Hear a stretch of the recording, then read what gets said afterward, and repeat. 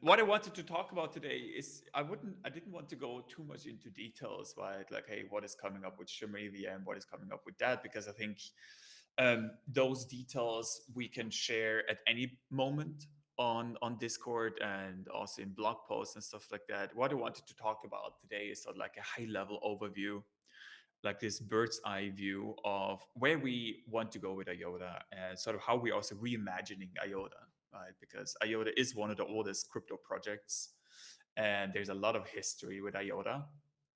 And so I just wanted to give everybody a sort of recap and a good understanding of IOTA and obviously of Shimmer and what our strategy with it is. Um, taking a little bit of a nostalgic turn, right? So if you look at some of the first presentations that we did on IOTA, right, from the 2016 2017 era, and we always use this slide where it was about the economy of things, right?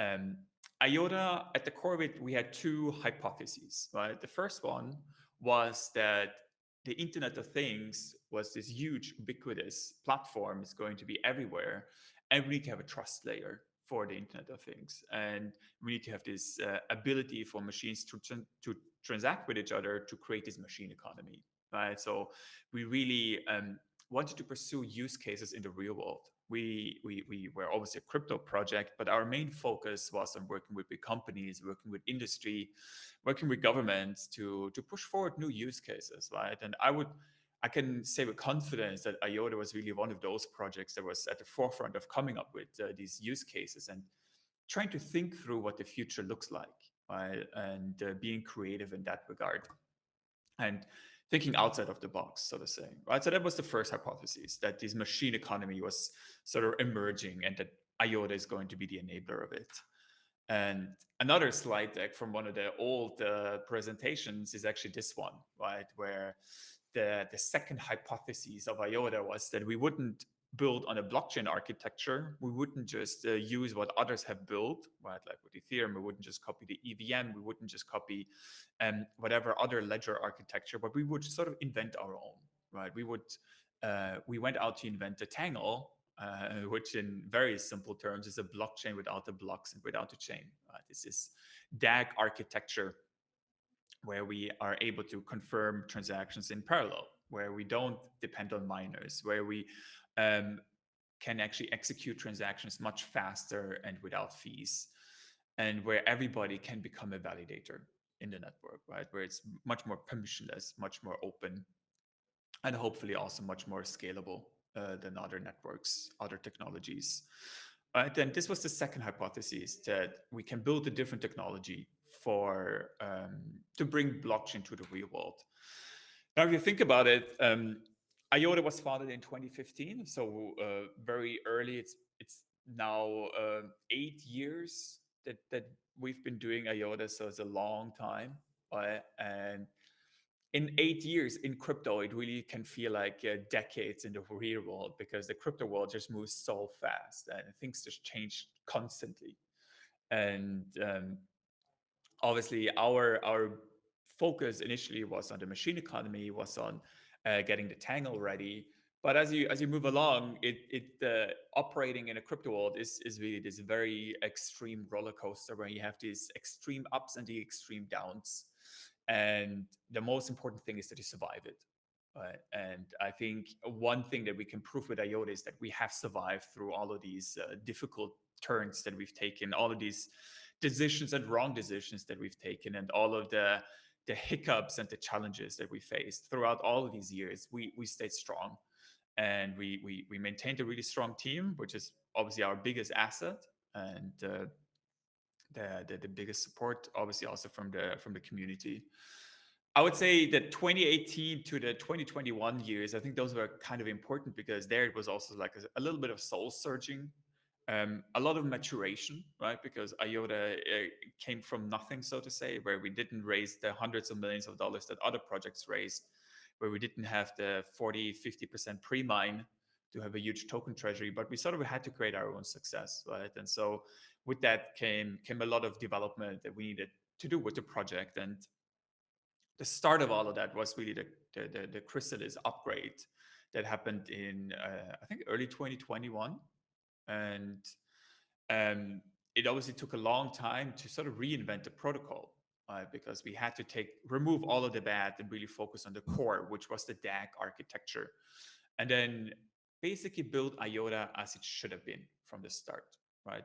Really fast transactions, reusable addresses, and very important, a new ledger architecture where you can actually issue tokens on the layer one, where you can also do smart contracts, right? And so that is the upgrade that we have been working on since Chrysalis, right, which is called Stardust.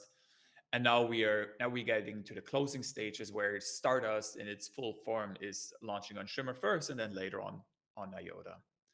And obviously, Stardust is where we now open up IOTA and Shimmer to our ecosystem, because now it's finally no longer about the IOTA Foundation building together with industry partners, but where it's about IOTA being built together with the ecosystem, together with the community. And I think that's a very important transformation that we have to keep in mind, right? Because I can say quite honestly, right? Like IOTA wasn't part of the crypto market for the last few years. Like we didn't participate in the NFT, in the DeFi, in the GameFi boom, and we didn't do that because we had a different focus. We had a different set of use cases. We were really working on enterprise, and we weren't working on anything crypto related, because we had a different target audience, right? And we had a different market. And so over the last 2 years, we've sort of been rebuilding IOTA at the core, making sure that the protocol is usable, that there's real utility, that there's real programmability, right? So that you can really build applications on top of IOTA. And now our core focus is to take the good parts of IOTA and start reimagining them and be relevant in the crypto market as well. And that is obviously where Shimmer is core to our strategy. I think when it comes to the crypto market, right? Like it's kind of obvious that at this point our ambitions are to catch up with the competition, because they're obviously ahead of us when it comes to the crypto adoption, but we're also catching up in our own way, right? And we're not doing this to be number five in coin market cap rankings.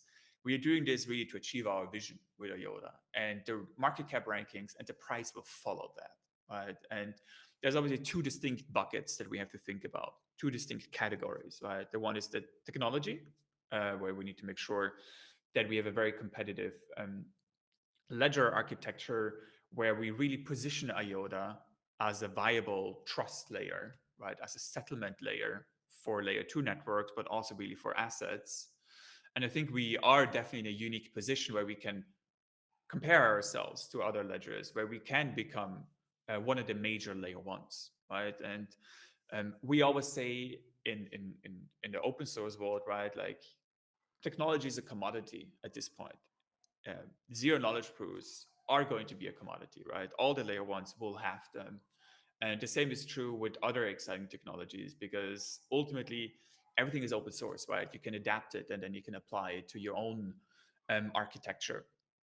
The most important thing is that you really have a settlement layer, right? The layer one um, that has enough network effects, that has enough credibility to be a trust layer to anchor to, right? And that is really how we are positioning IOTA, because we are one of the oldest projects. We are one of the brands that sort of everybody knows. And now with the IOTA 2.0 upgrade, we really have a viable path to become a much better settlement layer than even blockchains. Right, so that's the technology side, and on the adoption side, right? Previously, what we have done is we sort of did it the opposite way, right? Where we focus on these long-term projects, on those very high-impact projects that take years to adopt, will potentially bring millions of transactions and millions of users and billions in assets to the network, but they're years away, right? So they take a long time to develop. So instead of just focusing on long-term projects, now we also need to position ourselves in the short term, right? To really become a competitive network for DeFi, for GameFi, for NFTs, right? Of course, we have to do them in our own unique way, but it's obvious that we need to have those as a foundation for our entire ecosystem to flourish, because before we can have more exotic ideas for liquidation, for um, for liquidity, for new asset management tools, for new dApps that take tokenized assets and so on and so forth. Before we can do all of that, we need to have a strong base, right? And the strong base is by having good decentralized exchanges, is to have good lending markets, is to have a lot of liquidity in the market in the network. So we first need to build that foundation, and then we can jump on to the to bigger projects, right? So it's about having this dichotomy of focused on the long term, right? Doing real world asset tokenization, doing stablecoins, doing AppC and trade finance, and so on and so forth, while at the same time focusing on the short term, right? And ultimately, it's all about the ecosystem and the community that we're building. And that's really the most important thing right now, where it's no longer about the IOTA Foundation pushing forward the adoption, but it's really about our ecosystem pushing forward the adoption. So about the technology, right? The core thesis of IOTA is that we are basically removing the middleman, which are the miners, which are the block producers, which are the validators, to make a much more performant ledger. And so obviously Billy will talk a lot more about this later. But when you think about IOTA with IOTA 2.0, we are basically building a network where anybody can become a validator, where anybody can spin up a node and confirm transactions, right? And that holds a lot of power because we give people power, right? We give node operators the power to secure the ledger, right? And that makes IOTA sort of a much more open network. And I think that also makes IOTA a better architecture for so like a high integrity network where you can then really use it as a settlement layer for layer two networks and then also ZK rollups. So we are really focused on positioning IOTA with IOTA 2.0 as a better settlement layer, right? And this ability to confirm transactions directly and to build your own blocks to become a validator is an incredibly powerful property of our network.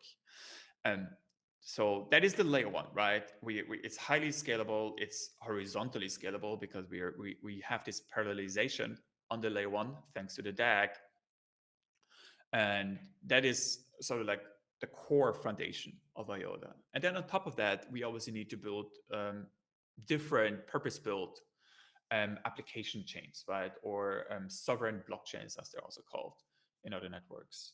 And we simply call this IOTA chains because fundamentally what we're doing is we're actually deploying blockchain networks on top of the layer one and then allow them to be secured and allow them to actually benefit from the security and the liquidity and the composability of the layer one, right? So IOTA basically becomes a hub for layer two networks. And that's an important property because if you think about the future of blockchains, right? So we have the settlement layer. A lot of the activity is happening there right now because there's simply not enough use cases to justify thousands of transactions per second, right? So whenever you hear a chain boasting their TPS, I think the question is like, what is it for, right? You don't need more than a couple hundred TPS right now to really enable all of these use cases, right? And of course, our focus is to make the layer one as scalable as possible. But in order to really achieve this vision of the future, right, where anybody can build anything, we need to have this programmability on the layer two, where anybody can spin up their own layer two network, their own purpose-built chain for their game application, for their identity network, for their enterprise network, right? As long as they're deployed on the layer two and being secured by the layer one, Asaro creates this very coherent network architecture where all of these different layer two networks are able to interoperate, right? Where they're connected through IOTA and where they're being secured by IOTA. So those two components, the layer one and the layer two, are what make IOTA a very unique network. And the way that I always like to compare IOTA is that it's sort of like in the middle between Cosmos and Polkadot, right? Where Polkadot is this where they have the relay chain and then the parachains, and it's sort of like a more rigid architecture, right? Where you have very concrete rules and settings on how to spin up your own layer two network, aka a parachain, where you need to have this economic security through the auctions and so on. And on the other hand, but you obviously have the shared security. But on the other hand, you have Cosmos, where you have this loosely defined network where the networks have their own validators, they have their own security, they have their own token, but they're sort of connected through a bridging standard. IOTA is in the middle, right? We are essentially using our layer one as the bridge. And with some future upgrades, we really envision that these layer two networks will actually leverage the IOTA token and will leverage the layer one for its security as well, right? So we really have this very coherent network where the layer two networks are benefiting the layer one, are benefiting the IOTA token because they're obviously using it for the shared security.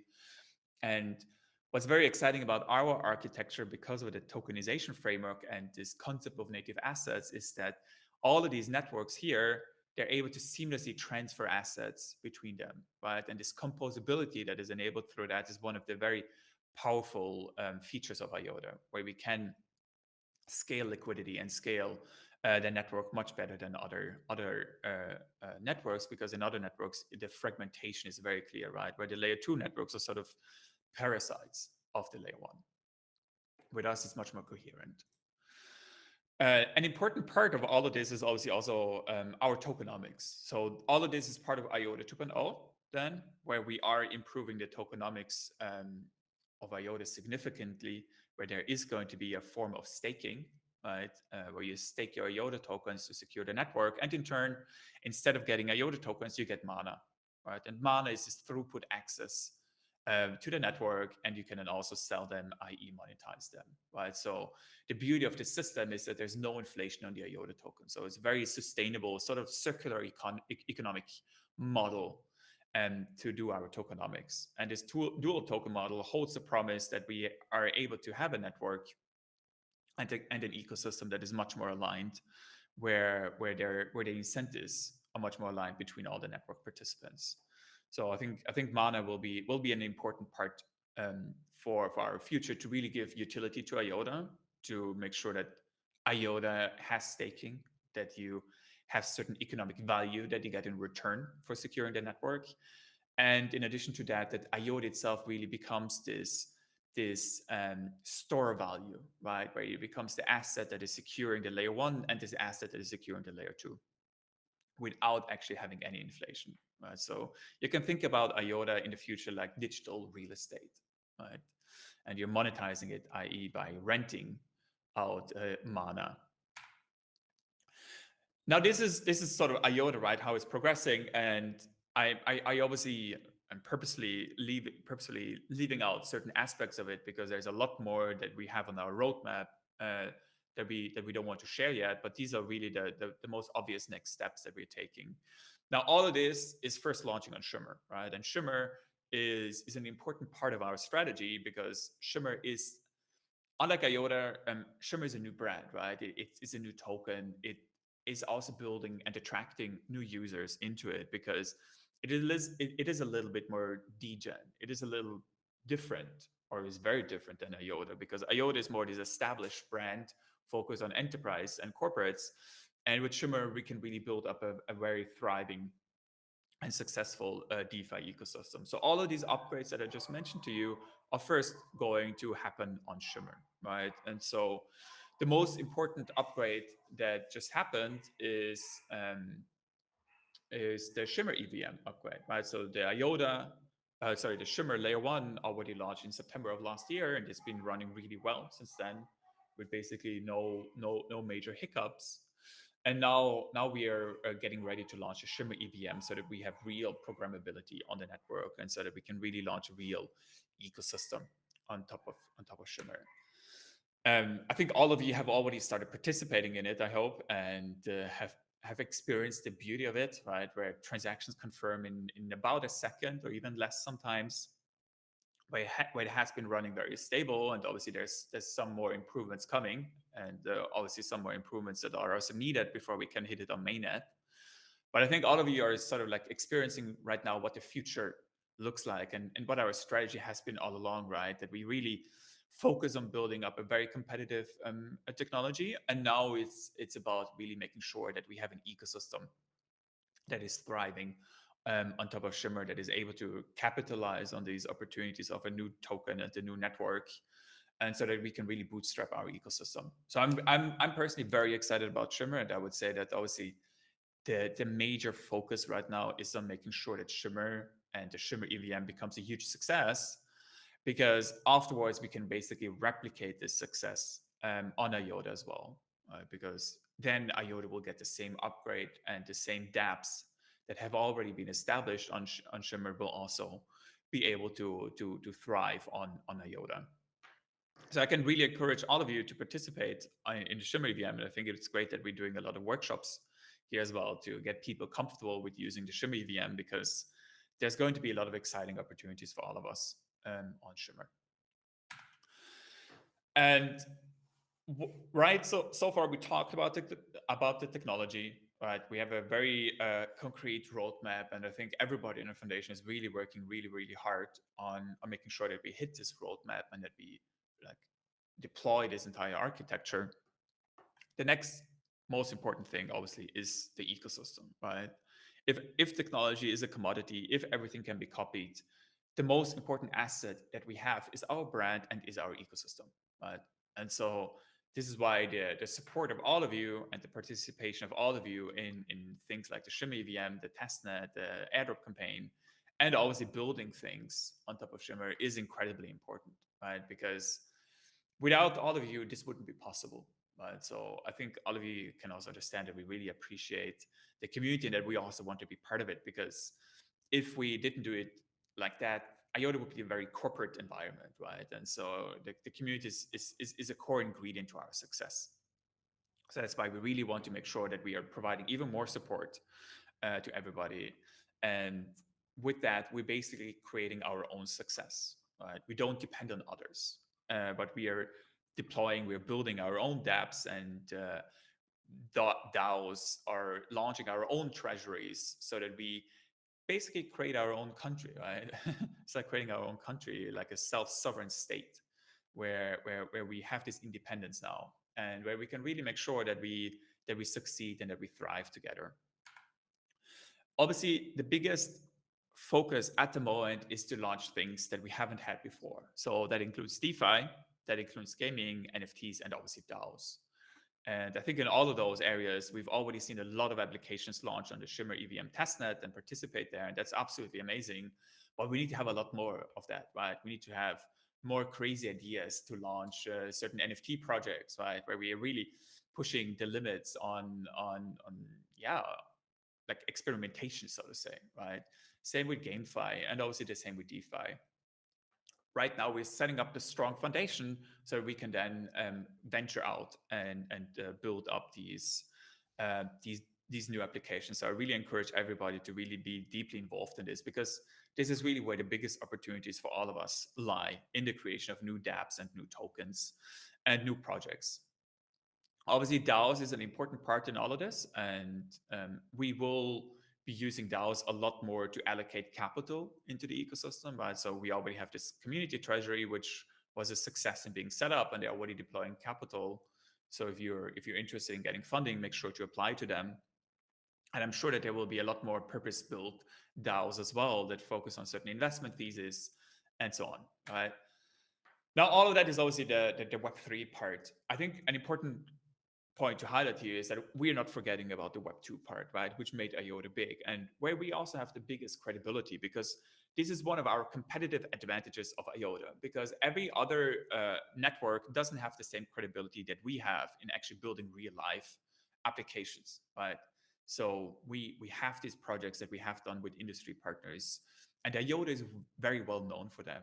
So we're absolutely moving forward with them. I think we're doing it in a much more focused effort, or it's not about doing 1,000 different proof of concepts, but it's really about having a concentrated effort to just build those use cases with those partners where we believe that they have a viable path to adoption, right? So we're obviously doing a lot on public goods and infrastructure with AppSy. There's also an amazing project called Energieknip, which Adri will talk about later, making really good progress on global trade and supply chain, right? And then also doing things like real world asset tokenization, right? Whether it's carbon emissions or whether it's real estate and other assets, right? I think all of those projects will are sort of mid to long term, right? I don't think any of us can expect them to show the results over the next 1 to 2 years, but they're basically long-term bets that we are making, that where we have an edge over other networks and where we can really set them up, so we will have a lot more adoption coming onto the network as we move along, right? EPSI is one of those projects where we have a lot of hope, and where we also are very excited for it, because obviously it is the premier blockchain procurement project in the EU right now, right? And IOTA is one of the three finalists. And building out the blockchain infrastructure for the European Union is obviously a very um, huge thing, right? Because no other layer one DLT is part of this pre-commercial procurement process. So the objective is obviously that with IOTA we're going to um, win this tender, and then really scale this up into other countries as well. So it's a very exciting project, and we're very proud to be part of it. Obviously, the digital euro is something that's also on top of our agenda right now, to think about how IOTA can be a player in that. And it's obviously a separate effort to EPSI, but at the foundation, we're definitely thinking about how we can also participate in things like the digital euro. In terms of the roadmap, right? So right now we have the Shimmer EVM, where we have launched a testnet, and where the focus is obviously on launching this as soon as possible on the mainnet. So things are obviously progressing there, and so the more testing and the more participation that is happening there, the faster we can get this to mainnet. After that, we will launch the starters upgrade on IOTA. So that will include smart contracts, that will include tokenization. And then at the same time, we are starting the upgrade of Shimmer to IOTA 2.0, right? So you don't have to worry about the EVM. The EVM is the layer 2. What we're actually replacing is the layer 1, so that the layer 1 isn't going to run on a coordinator anymore, but the layer 1 is going to progressively run with IOTA 2.0. So we'll obviously share all of the details on how that upgrade is going to happen um, in the near future. And then after that, obviously the same upgrade will happen on IOTA. Then we have a very competitive and very unique layer 1. We have on the layer 2 this possibility to deploy smart contract chains, right? And then after that, obviously we have a whole roadmap of other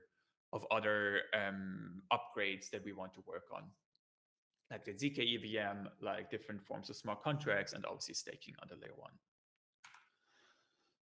Ultimately, right, if you think about what we're building is a programmable infrastructure, and it has to be open, and it has to be sort of impartial, where we are not used for political reasons, but where we are sort of being used to provide security to people, right? To provide an open network that is giving truth, right? Where it is this indisputable truth that nobody can tamper with, that nobody can change, where it is sort of objective, because that is the biggest asset. That is what makes distributed ledgers so valuable, right? This indisputable truth. And based on that, what we can actually do is what the internet has allowed us to do is we basically automate and we scale the ability to share information.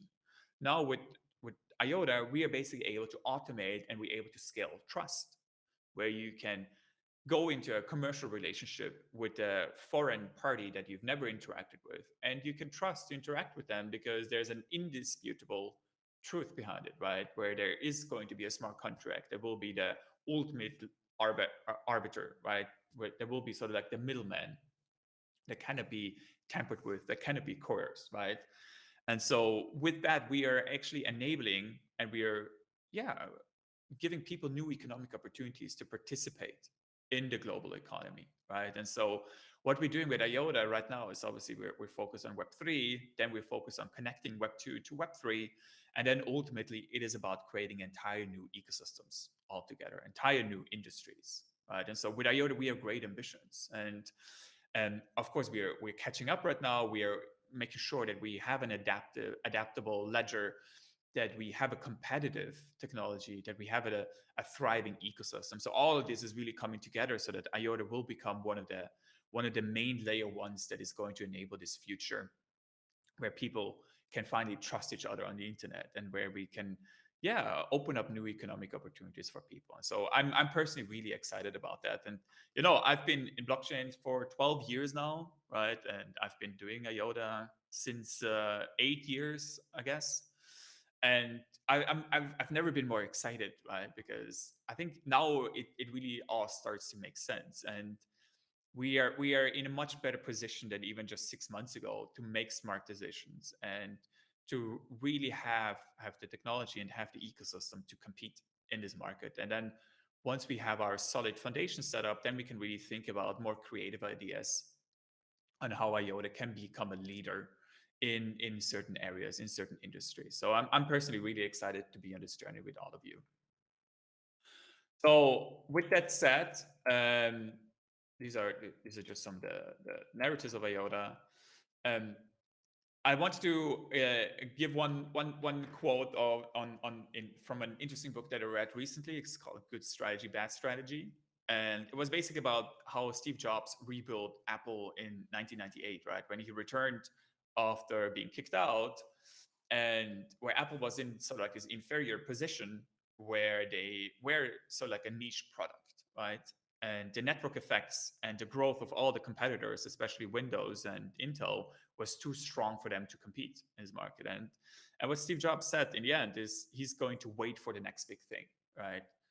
And with IOTA, we're going to do the same thing, right? We're going to build a very strong foundation right now. We're going to build a very strong technology, a very strong ecosystem. And with that foundation, we're going to prepare ourselves for the next big thing so that we can really capture the value of what is coming next. And so that we are going to make smarter decisions than our competitors. So that we are going to move faster, be more agile, more adaptive. And that we're also going to grow faster than our competitors. And ultimately, as long as we are mission driven and we're guided by a strong vision, I think everything else will fall into place. And without these challenges, it wouldn't be exciting, right? It would be too boring to work on IOTA. So I'm really excited about all of this, and really happy to work on IOTA with all of you. So thank you.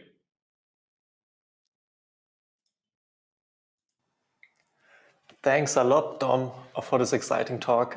Really enjoyed listening to it, and got a couple of questions for you right now.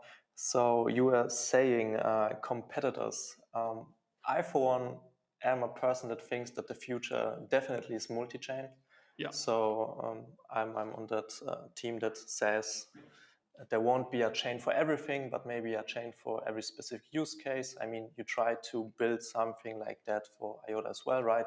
You were telling us about the layer 1 and then the different layer 2s that will be possible on there. So I think you're definitely on the same standpoint on that one, right? I think there's going to be a handful of layer ones, right? There's no point to have thousands of layer ones, especially if they're really just copies of the EVM. Right? And so the way that I see it is similarly to the cloud, where there's like 3, 4, 5 major cloud providers, right? AWS, Oracle, Azure, Google Cloud, and everybody else is just trying to do their own thing for their own specific applications, right? For their own use cases. But the majority of the market is being dominated by those cloud providers. And the same is going to be true for the layer ones, right? There will be a handful of layer ones. Ethereum has already won, but the other race is sort of wide open. As I think with IOTA, because we have the DAG, because we have a new ledger architecture, we can actually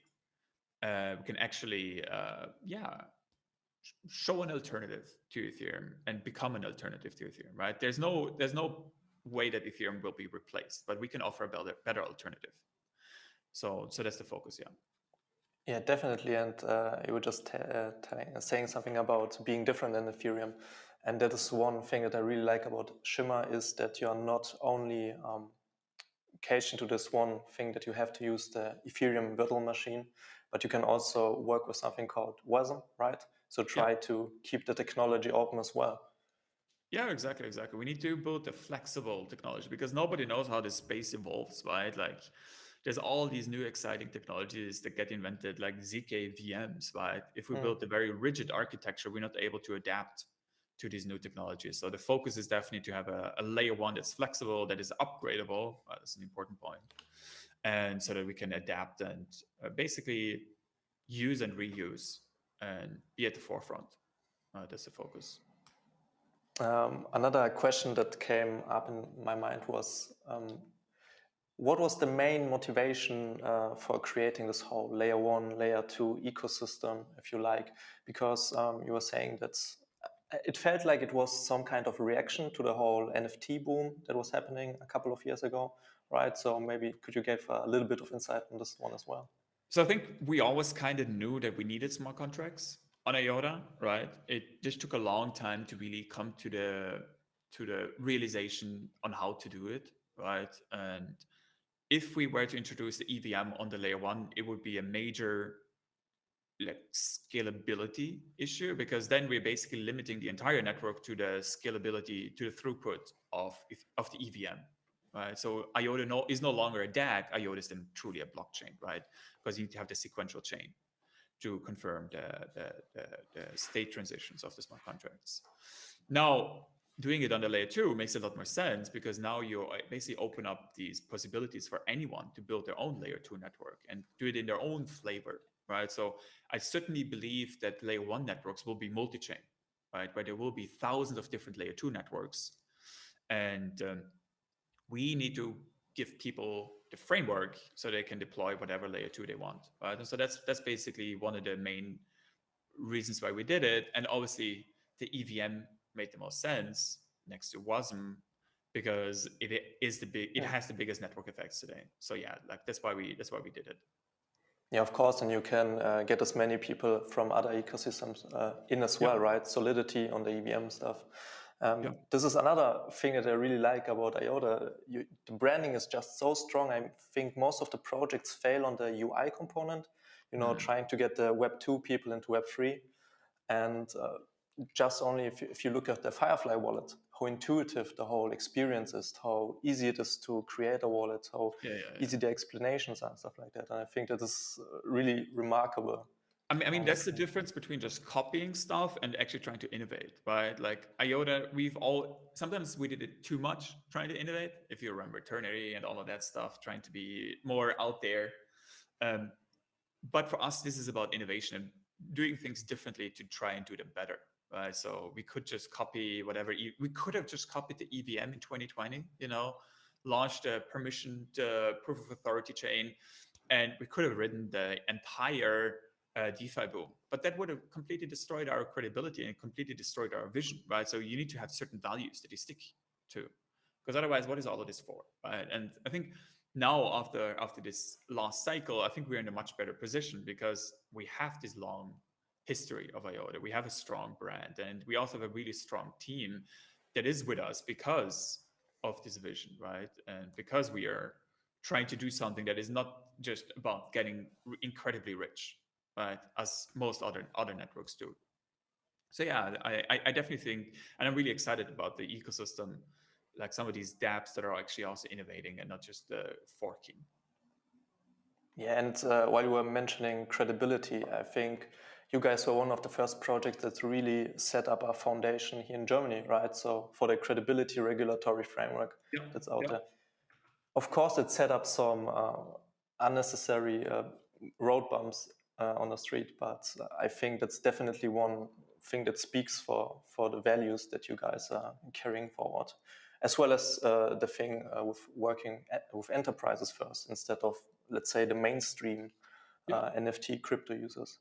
Yeah, no, for sure. Until 2020, 2021, nobody actually knew that DeFi and NFTs was the main way to get adoption for these technologies, right?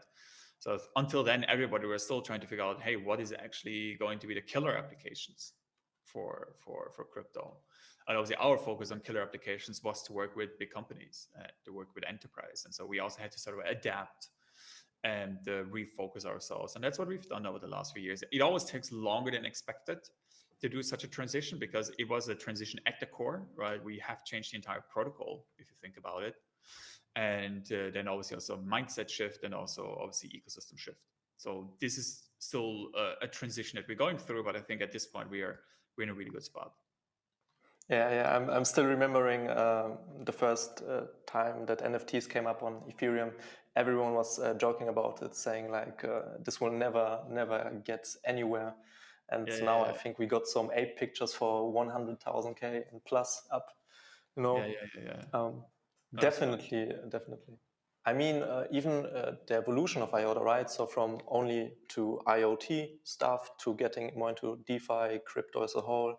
I think that is a really interesting evolution, right? So you really see that it's not just one use case that you just build further and further out, but you really try to, Yep. evolve and adapt to the circumstances in the market. Yeah, exactly. You go from one specific industry, one specific area of use cases to a more general purpose, right? And that transition can be quite challenging because, like, hey, how do you create excitement for something that can be used for anything, right? Can be used in any industry. So there was a lot of like thinking through over the years about the communication of this and the strategy behind it. But yeah, I think at this point we have the Um, experiences. yeah, surely. But there's also one other thing that I'm a little bit curious, to say the least. I don't. I think that that is something to do with the stuff that you don't want to talk about yet. But we got this holy trinity in IOTA right now, right? We got IOTA as the main chain, then we got or layer one, then we got Shimmer as the layer two. But there's also something called Assembly. Do you maybe want to tease us a little bit what this thing is? So the main focus right now is obviously on Shimmer and the Shimmer EVM because that's how we can actually test and validate the entire upgrade, right? And that's how we can finally have smart contracts and finally have a DeFi ecosystem. And then afterwards, we're going to do the same on IOTA, where IOTA gets upgraded and where IOTA then also will have smart contracts. And the vision of Assembly is basically to have this permissionless network where those layer two networks, where anybody can deploy their own layer two network and where those layer two networks can also share the security with IOTA, right? So it's a full alignment on the incentives and an alignment on the security, right? And this is definitely a project that we are obviously excited about and continuing on because it answers a lot of questions on how these layer two networks will actually benefit IOTA. Because if you look at Ethereum, if you look at other networks, the layer twos were obviously a reaction to the scalability bottlenecks. But at this point, the layer twos are also sort of like, yeah, taking away from the growth of Ethereum itself, right? Because they have their own token, they have their own token that's being used for the fees, for the security. And so it's not necessarily beneficial for Ethereum alone. Of course, it helps with liquidity and so on and so forth, but it can be detrimental in the future, right? And so our focus is obviously on how can we create this alignment. And so right now, we obviously don't want to share too much because there's a lot of work being done behind the scenes on this. And we do have some very big plans on how IOTA and Assembly will work together, right? Sort of like answering an important question in all of this. But we're definitely going in this direction where we have IOTA as the layer one and where we have this ability to do layer twos with shared security. Thank you very much for that answer. Definitely a good thing that you don't go for the zero-sum game. We only take value out of other chains, but try to create some value and spread it across. Definitely the way to go. And while we're at the topic, there was one question from the community, and they were asking, or maybe they are scared of the IOTA token diminishing in value through the Shimmer network that we splitting, like I mentioned previously, maybe splitting it at the beginning. I think you mentioned it even in your talk that is just like a limited time that this will be happening, but later on you will have something in place to counter that, right? So one important thing is that Shimmer gives utility to IOTA, right? Because on Shimmer, there's going to be yield opportunities for the IOTA token, right? So you can bridge your IOTA token to the Shimmer network, and then you can actually earn yield with it, right? You can earn money with your IOTA tokens, basically. So with that, we're finally giving real token utility to IOTA. So I think that's a very exciting thing for IOTA token holders. That they can participate actively in the Shimmer ecosystem. And I would definitely say for our strategy, IOTA is a very important component for all of this, right? For the Shimmer network itself. And then afterwards, after the Shimmer EVM has been running in production for a couple of months and the ecosystem has been flourishing, IOTA will also be getting the same upgrade, right? IOTA will also be getting smart contracts and tokenization. And obviously, our objective is to make sure that IOTA and together with Shimmer becomes one of the biggest projects, right? So it's not that we are doing either or, we're doing both of them together because both of them are important for us. And we really, see them as an important puzzle piece where both serve different needs. Like IOTA is this established brand where IOTA really has a good shot at becoming a settlement layer, a trust layer that can compete with Ethereum, because Shimmer doesn't have the credibility, right? Shimmer is a new network. Every new network that has launched over the last couple of years will have a hard time challenging Ethereum in this way, right? And I think with IOTA, we have we're in a good position. But obviously, Shimmer is more degen. It has a strong focus on DeFi and has more credibility in that regard. Like, imagine if we just did DeFi on IOTA. It would look like we're just doing what the others are doing, but doing it in a worse way, right? And with Shimmer, we can actually do it because it's a new network, it's a new chain. We can actually give out incentives, and it doesn't hurt our brand. It doesn't hurt our positioning in the market, because that is the positioning of Shimmer, right? Is to be this edgy kind of network where innovations are launched. So both of those networks are really fundamental for our future. So you should not worry about either of them being abandoned or anything like that. No, that's definitely great to hear, because we at Byte5 also are using this technology, and we are liking it so far, even the Shimmer testnet. Maybe a last question, because the slot is already finished. Were you able to play with the Shimmer testnet yourself? Do we have an official Dominik Schiener wallet address where we could, let's say, theoretically drop a token to the wallet address? I can definitely make an official one. I always use my separate laptop for the token stuff, because I obviously have the main computer here, so I really try to do it separately. I can send you the address later. I saw you're sending like a soulbound token, right?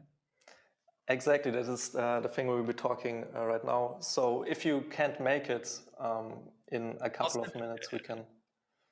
It would be great, because then we can demo it and show off the smart contract capabilities of Shimmer live on stream. Let's do it. All right, Dom. Then thanks again for your talk and for the questions that you answered. Yeah, thank you for organizing this. So I think this will be fun, and looking forward to the other talks. You're welcome, and thanks a lot. Maybe to the next year, or in a couple of minutes when you're sending the wallet address over. Yeah, exactly. Thank you, everyone. Bye-bye. Bye.